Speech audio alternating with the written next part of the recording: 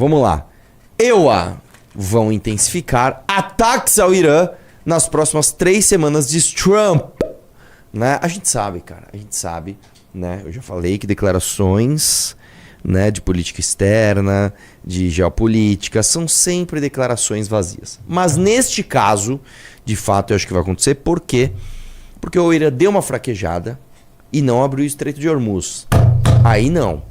Aí tá pegando o petróleo dos caras, né? Tá atrapalhando como é que chama? O transporte do petróleo dos caras. Desce aí um pouquinho.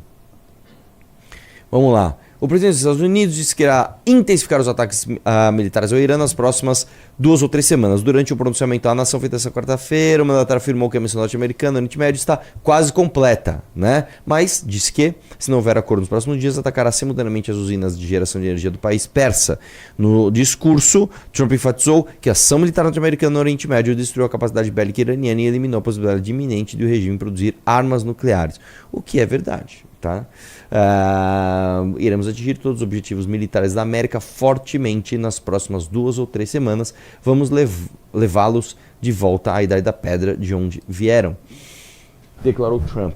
Né? O que não me parece um pronunciamento muito temperado de um presidente, não é mesmo? Né? E ele usou esse discurso para justificar a Operação Fúria Épica. E ficou falando aquelas coisas que sempre fala, né? Que o Irã sempre quis matar os Estados Unidos, não sei o que lá, tal. Né? E aí, olha só, o republicano afirmou que os novos líderes iranianos são menos radicais e mais razoáveis para negociar, mas disse que, se não houver acordo nos próximos dias, os Estados Unidos atacarão simultaneamente as plantas de produção de energia do país persa. Né? Ele disse que aquilo é um alvo fácil e que ainda não foram atingidas para dar a Teherã uma chance de sobrevivência ou reconstrução. Então ele tá misericordioso, ó. Abro o Estreito de Hormuz para passar o meu petróleo, my oil, ou então eu vou atacar o alvo fácil. Não é mesmo? Desce um pouquinho, deixa eu ver se tem... você falou que a próxima matéria, né, é o... Só uma coisa, o mandatário também criticou o acordo nuclear feito em 2015 pelo então presidente dos Estados Unidos, Barack Obama, para monitorar as atividades iranianas de pesquisa na área. Esse pacto limitava a capacidade nuclear e permitia que os Estados Unidos acompanhassem o trabalho mais nas usinas de urânio de país. Eu cancelei o acordo nuclear do Irã de Barack Obama, foi um desastre. Ele deu a eles 1,7 bilhão em dinheiro vivo, isso é verdade, tá? Enviado para aviões uma tentativa de comprar o respeito e a lealdade deles, mas não funcionou. Eles viram o nosso presidente e seguiram em frente com a missão de obter uma bomba nuclear, o que é verdade. Né? Essa história é muito interessante, tem um mini doc no meu canal sobre isso. Assista para você entender todo o contexto do Irã. Não é mesmo? Próxima. Aí vem a resposta do Irã. Né? Irã promete ataque, dá um zoomzinho. Irã promete ataques devastadores contra os Estados Unidos e Israel após ameaças de Trump. Que não vai acontecer nada, né? Eu vou falar um negócio para você, ó. Quando você pega essas declarações, para nós parece uma coisa muito óbvia, né? Mas não é. Tem 2 influenciadores judeus que eu sigo, que eu acho eles maravilhosos. Mas a melhor de todas é essa mina. Você consegue entrar no Instagram e procurar um perfil aí? Sim, vai, fala. É ITS. Pra lá. ITS TALIA. ITS TALIA. Cara, sigam essa mina. Essa mina é demais. Ela é muito engraçada. Ela basicamente entra no Omegle. Você tá ligado que é o Omegle, né? Aquele aplicativo de conversas instantâneas.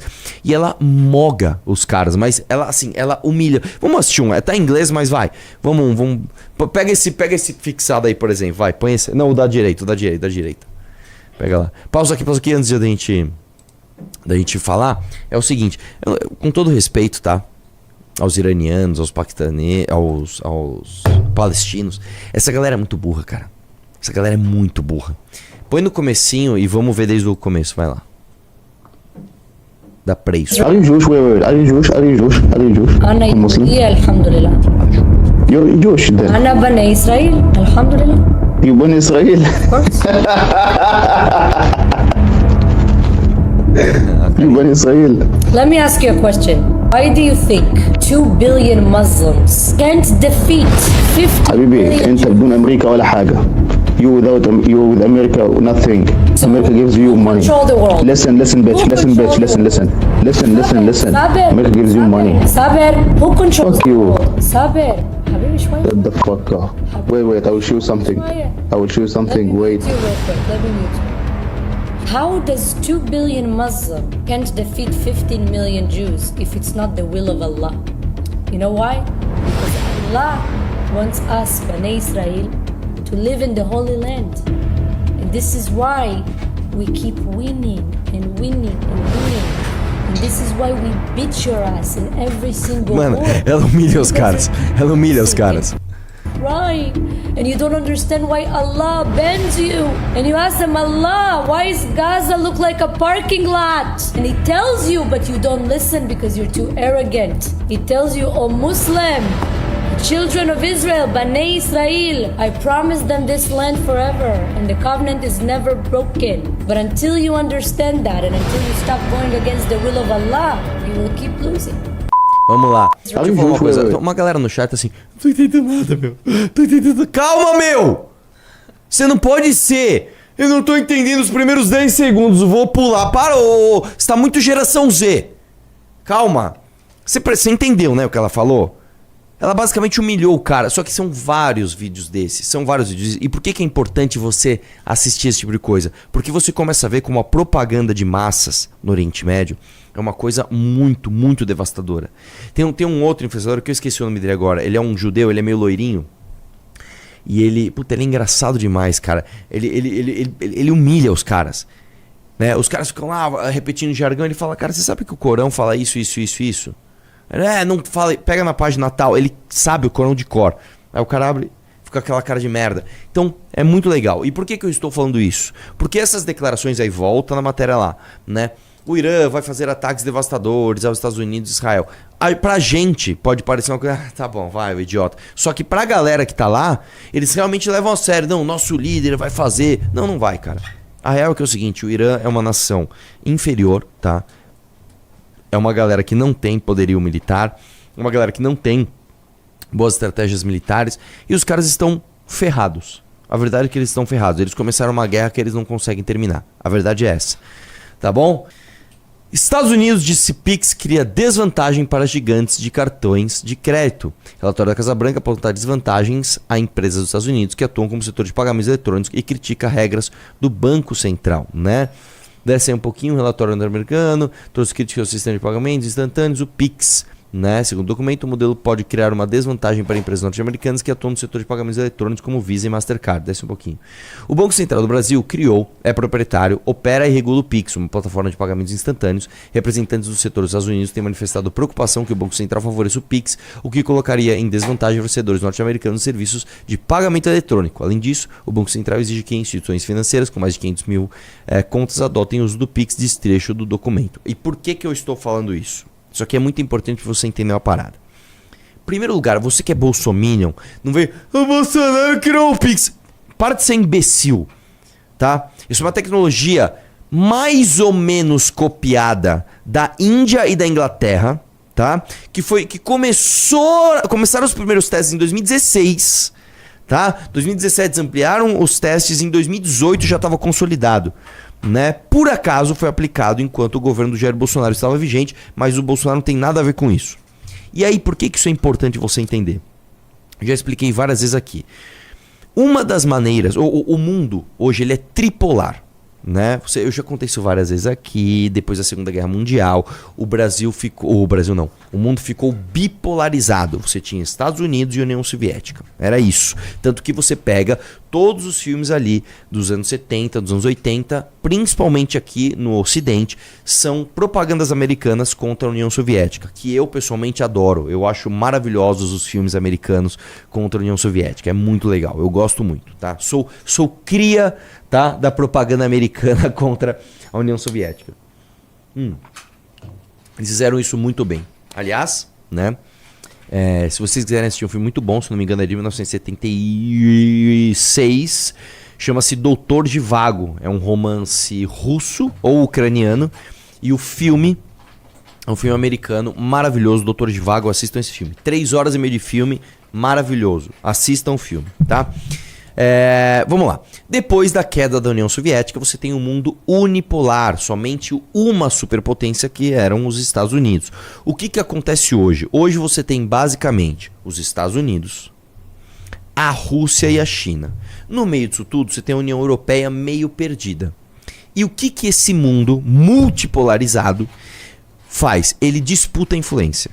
Ele disputa influência, né? A Rússia e a China ali no Oriente, naquelas partes, né? E você tem aqui na África a disputa, principalmente no norte da África, né? Pela Europa, Estados Unidos e também... Ô técnico mecânico aí, velho. Vamos dar uma maneirada aí? Obrigado, hein, fera? O cara tá montando um carro aqui, velho. Com a caixa de ferramenta deles, né? O que eu tava falando mesmo? Disputa de influência geopolítica. E é óbvio que os Estados Unidos, né, eles querem dominar completamente a influência aqui nas Américas. Quais são os grandes empecilhos? Empecilho número 1, crime organizado na América do Sul. Empecilho número 2, influência do Oriente em Cuba. Problema número 3, influência da Europa, principalmente na Islândia e Groenlândia, não é mesmo? Então, o que os Estados Unidos querem fazer? Querem dominar tudo isso, né?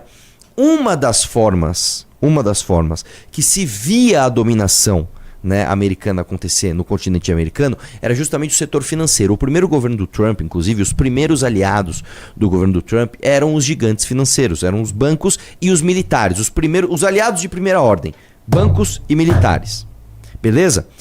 Aí, Trump perdeu a eleição, governo Biden e segundo governo Trump. No segundo governo Trump, quem são os aliados de primeira ordem? Redes sociais, tá? E militares. Então, o que acontece? O Trump, né, entende dois problemas brasileiros. A regulação das redes sociais como um problema de influência e a briga dele com Elon Musk como outro problema de influência. Logo, ele não pode pegar uma coisa que estava, entre aspas, resolvida, que era a influência do setor financeiro americano aqui na América, em toda a América, e ver isso simplesmente indo embora porque o Brasil criou o Pix. Né? O cara falou, peraí, como é que as minhas empresas aqui, a Visa e a Mastercard, que são empresas absolutamente poderosas, vão perder tanto espaço num mercado gigantesco de 220 milhões de pessoas como é o Brasil? Então é óbvio que o Trump vai olhar para isso com ceticismo. Qual é o nosso papel? Aí sim é ser soberano. Aí sim é falar assim, ó, vai se ferrar, irmão.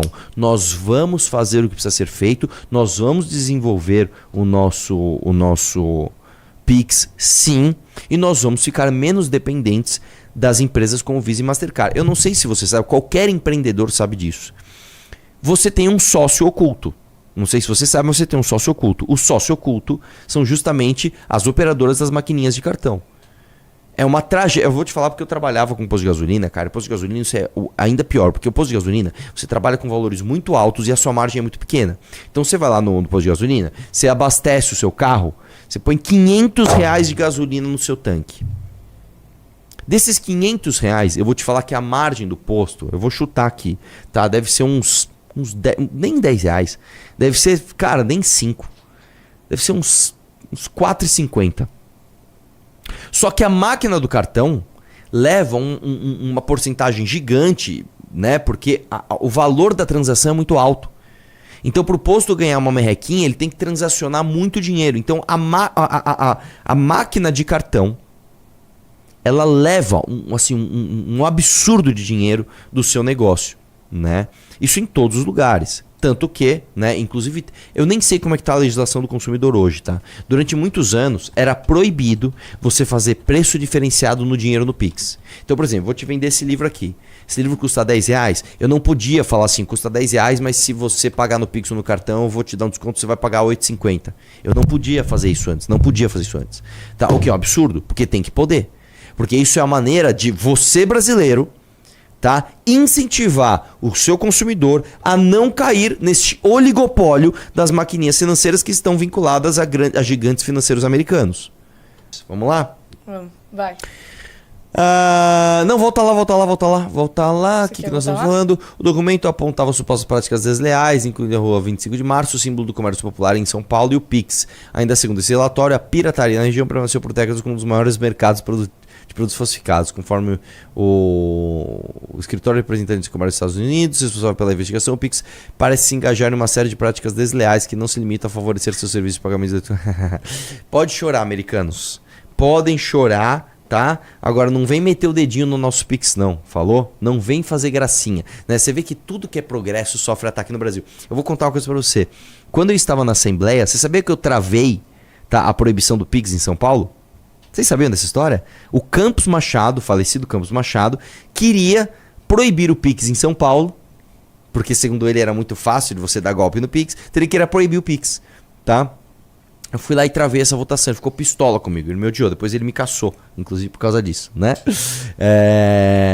E aí você tem ataque do Paulo Guedes, que queria taxar o Pix, você tem ataque do Haddad, que queria vigiar o Pix, e agora ataque dos Estados Unidos. Vamos manter o Pix, nós temos que manter o progresso do Brasil. E aí, gostou do vídeo? Se inscreva no canal para mais cortes do MBL e também deixe o like e algum comentário para estar apoiando o meu trabalho. Até a próxima!